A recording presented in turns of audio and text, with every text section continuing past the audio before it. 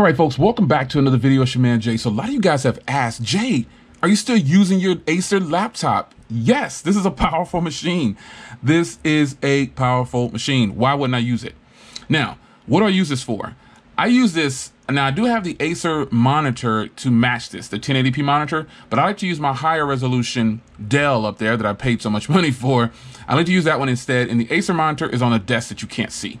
Now, with that being said, do I game on this? Sometimes. Not a lot, because you guys know I'm not a gamer, but I game on it sometimes. Now, this thing has a IPS wide-angle display. It also has a wide-angle camera up there as well. It's got this what's called Cool Boost technology. It uses Nitro Sense, and it's really nice. Nitro Sense, let me open it for you. It basically tells you the temperature of everything, your CPU and GPU, and it tells you everything about what's going on your computer. That's what it is. That's where the Cool Boost kicks in. Now, it's got DDR. I have the 8 gigs of DDR4 RAM version with 256 gig SSD. This thing has Type-C. It has 3.0 USB. It's got everything. It's loaded up. I've had this gaming mouse right here for a very long time, man. This is an old gaming mouse. Old. This is Havoc. That's the brand Havoc. But I'm not causing havoc. That's the brand Havoc. But this computer has been good to me. I recently switched to Sony Vegas Pro 15. I was on Sony Vegas Pro 14 for a very long time. I like Sony Vegas Pro for Windows because it's not offered on Mac.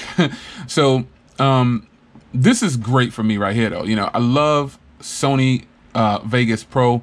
I know a lot of people still use it. I know 16 is out. I know you're gonna say, Jay, 16 is out. Should've got 16. Well, you can loan me $500 and I'll get 16. But editing on this machine is good because I have the NVIDIA GeForce GTX 1050i inside. Really like it. It's the 8th gen Core i5, and this machine actually does really, really good. Over Wi-Fi, it's extremely good because it has that newer ultra-fast wireless speed that it says right here, and it actually does work. The speeds on here are actually pretty decent, man. Let me go up in here, though, and grab something. I'm gonna go do a speed test, and I'm gonna show you well, I can do it from the browser on here, but I'll go ahead and go to Oakley or whatever. But you can see the speeds that I'm getting. Now I have 1 gigabit internet, and through this right here, I'm getting like 280 something.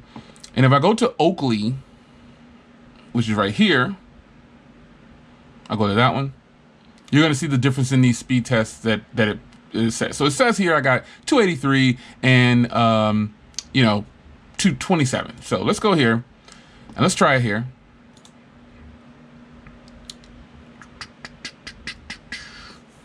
This ping is 24 for some reason. I don't know why it's 24. And you see, this shows higher speeds. Now, the Wi-Fi antennas in here, they're pretty good. But if I turn on Wi-Fi on my Mac, and some of my phones get higher than this. This is 500 down. That's pretty decent. You know, for what I'm doing, you know, I'm not getting all of my 1 gigabit internet speeds on there. But on other devices, before you say, oh, Jay, you won't get it over Wi-Fi. Yes, I can. There's my MacBook Pro got like 900, if you will. So that's pretty decent, man. That's not bad. But Wi-Fi is actually pretty good on here. So I keep it that way. I keep the 5K iMac plugged in because it's not going to be moving anywhere. And I'm definitely getting 1 gigabits on that. But this is pretty good Wi-Fi for what it is, man. It's not bad. And that's really fast. And I know some of you guys don't have speeds nearly as fast as that. But I use this machine for some editing, lots of emails and typing. I run the website from here predominantly. I use the Mac for other things, but this is what and the reason I say that because this keyboard is awesome. It's a very pleasurable typing experience, but my only complaint about this keyboard, and I've said it multiple times, the shift key, man, this is just, this area right here is not to my liking. I wanted a bigger shift key, you know what I'm saying? This shift key, the number lock, I always hit that for some reason. The caps lock, some of these things on the edges, I just hit them by mistake when typing. Now, on my 5K iMac, obviously the keyboard layout is a lot different. You see how big my shift key is here? That's what I needed on here. See how this is separated? And that's why I keep hitting that. See, it's separated on here. But with this, it's not. Everything's kind of jammed in there because this is a 15-inch display. And I understand they had to make some adjustments. However, you got a lot of bezel on here. And I would have liked to have seen a little bit more space. But typing on this thing, it's like the keyboard is shifted more this way. So I got to type over here at an angle. Like all of this over here is, it's kind of weird. But typing on this keyboard is absolutely great, and I wouldn't have it any other way. It's a fantastic keyboard to type on for sure.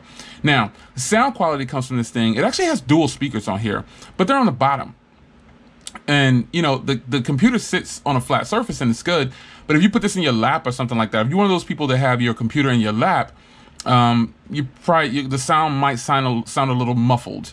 But other than that, man, I mean, the computer has been great. It's a good computer. It's a heavy, bulky computer, that's for sure. So this isn't one that you're going to move around a lot. I mean, it's a 15-inch computer.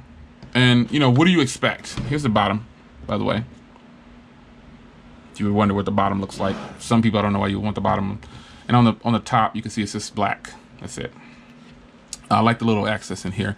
I like the little red. It shows in red at night, you know, it's red right now. You probably can't see it too well, but the keyboard lights up in red. Little things, you know, that make this really, really good. This is a nice laptop. And when I got it, I picked it up. It was on sale for like $650.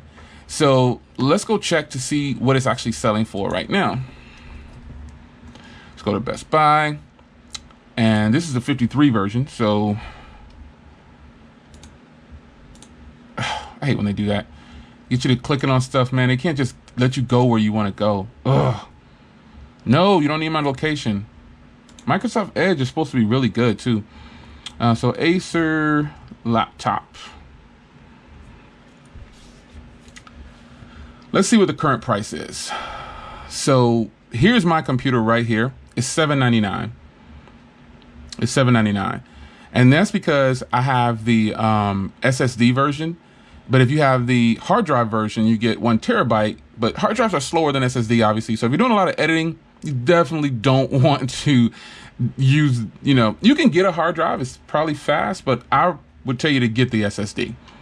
Get the model with the SSD. This is exactly the computer that I have right now that you're looking at. I got the 8 gigs of RAM, the NVIDIA GeForce GTX 1050 Ti, 256 gigs SSD. And it's got a very high rating. It's got a very high rating, as you can see, very high. And it's just a good computer, man. It's a very nice computer. You get to look at the ports right there. You got HDMI, and obviously I have HDMI running over here, running to that monitor. You know, the keyboard, the black, the red. It's hot, man. It's a good computer. I don't have too many complaints about it, but just on Windows, man, there's so many things that could go wrong with the crashing and all that stuff. It's annoying, man. It's super annoying. I like having the 8th gen i5. That's cool and everything. More importantly, again, the processing power behind this thing is actually really good. All right, folks, so there's a quick updated video on this great machine. How I feel about Microsoft Edge browser, I don't know. I'm still not sold completely on a Windows computer full time anymore. I started off with Windows, obviously, and when I made the jump to a Mac, I just never went back. And that's just what happened. I don't know. I just have a smoother experience, less crashes, less errors. And again, I've only had one error on here, was the blue screen of death, which should not be happening in 2018, man. Microsoft fixed this. I mean, seriously, come on. This is a great machine right here. And the bad part is I had less internally on my MacBook Pro, and I paid double the price. Does that make me a sucker? Absolutely not. That means that I'm willing to pay for a better experience. And that's just what it is. So the MacBook Pro that I had before was $1,500 after everything, but I only had 128 gig SSD inside. This has 256 gig with 8 gigs, and it has the 8th gen processor. So there's a lot more going on here, but if you have problems with something, is it worth it just to pay less if it's not going to perform as well or perform to your standards? Taking the cheaper route or a more affordable route isn't always the best thing. I'm not saying this computer is bad. I'm just saying my experience overall is a little bit better on a Mac, and that's just what it is. I've always had a Windows computer. I actually have a Windows built PC that I've had for more than 10 years, and it still runs decent. It's kind of fast, but it definitely doesn't run as fast as this. So, updated video on my Acer Nitro 5. It's a good computer, man, and I could recommend it. If you like Windows and you want something to edit on, this is definitely a way that you could go, man. And definitely for gaming, man. I mean, I don't game regularly, and I didn't so much get this just to game on, but it's totally doable. I do like very simple games. I got like a sniper game on here, you know, stuff like that. It's very simple, man. Very simple gaming, and that's just what it is for me. But this is a powerhouse Windows laptop. Little on the bulkier side. It's now compare this to a 15-inch MacBook Pro. The MacBook Pro is gonna cost you 5 times the cost of this, but it's up to you whether or not you want to spend a lot of money like that on a 15-inch laptop. But this right here is definitely suitable for me, and I really like it. So it's your man Jay. I'm about to get out of here, and I can tell you one thing. This is definitely worth $7.99. It was on sale, so Black Friday's coming up. Now remember, I've had this for almost a year, probably maybe 6 months or more. I don't know how long I've had it, but when it first launched, there was a lot of promos on it, and you know it was selling for $650. Now it's up to $800, but I can tell you it's still worth $800 because you have the 8th gen processor in here, and you still got 8 gigs of RAM. You've got a lot going on here, so it's up to you to decide if you like Windows or if you like Windows. Obviously, you know you probably have this already, and you're just watching videos on it. We do that. We all watch videos and things we already purchased, but this is a hot laptop, man. I found that the battery life definitely decreases though when you have it hooked to a high-powered monitor like this. But off of the monitor, and I didn't touch on battery, and I apologize for that. But off of the with nothing hooked into it and just off the charger, you can probably get about 4 to 6 hours of usage out of it, and then you're gonna have to plug in. But I predominantly keep mine plugged in. I unplug it when I don't need to charge, but when I have it hooked to this with this monitor, which is where it stays most of the time, and it's not plugged in after it's charged, I'm getting maybe 4 hours, 3 to 4 hours off of the charger because it's powering this big powerful monitor up here, and it has to pull that in. So other than that, man, no other problems with this. It's still gonna be here. I like it. I gotta keep a Windows computer around because it's enjoyable, man. So it's your man Jay. Updated video on the Acer Nitro 5. It's a good laptop. I recommend it. I'll see you in the next one.